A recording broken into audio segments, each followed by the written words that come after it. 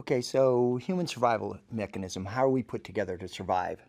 You see a lot of things in some of the martial arts where people are standing, holding ground. And so let's take a look. And I like to refer back to Africa, place of origin, standing on the veld.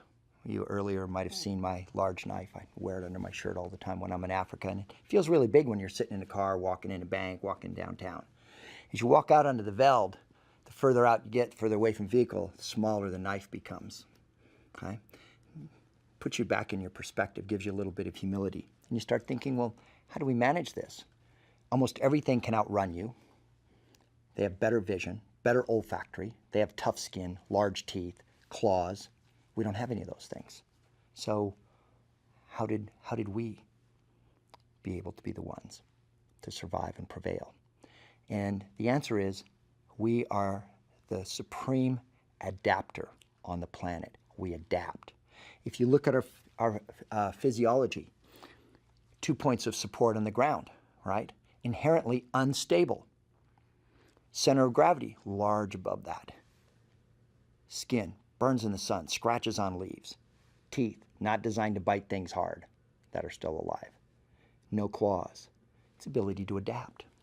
We're vertical. How does that help? Well, I'll tell you, when you're standing out there in that yellow grass and you look 700 meters out and you see a laydown spot, okay, it's really beneficial that you're high enough to see that.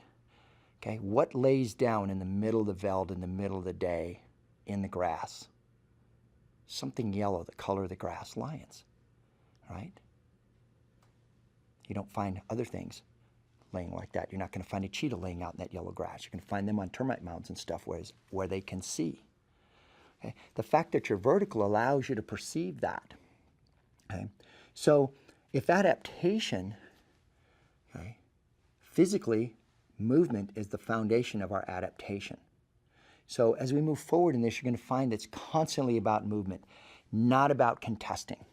Constantly about movement, adaptation. How do we do that?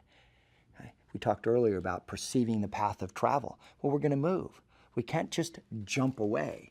We have to move to gain a tactical relationship advantage, a superior relationship to apply force. How are we going to do that? We know that adaptation is our survival mechanism. We're going to bring all of those things out so that you can perceive, how are we going to do this? How do we survive here?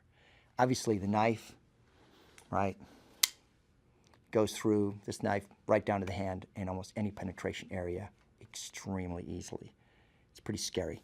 This provides more protection for me than I do, my skin, my actual human body with this. So you'll find out that understanding that adaptation and movement is your survival mechanism, takes you away from holding ground or strong stances or blocking and all of these types of things that you see. It's not going to work well for you here, just like it doesn't work well for you in a gunfight. So speaking of movement, human beings are enormously efficient in their movement. So supposedly our closest animal relative, the chimpanzee, takes 4 times as much energy to travel the same distance at the same speed as a human being. Think about that for a moment. That movement is why we could survive so easily. The ability to cover ground efficiently.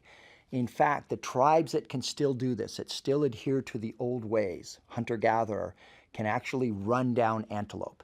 It takes 3 to 5 hours if they stay on the same one. The antelope is faster, but the human being has so much more endurance.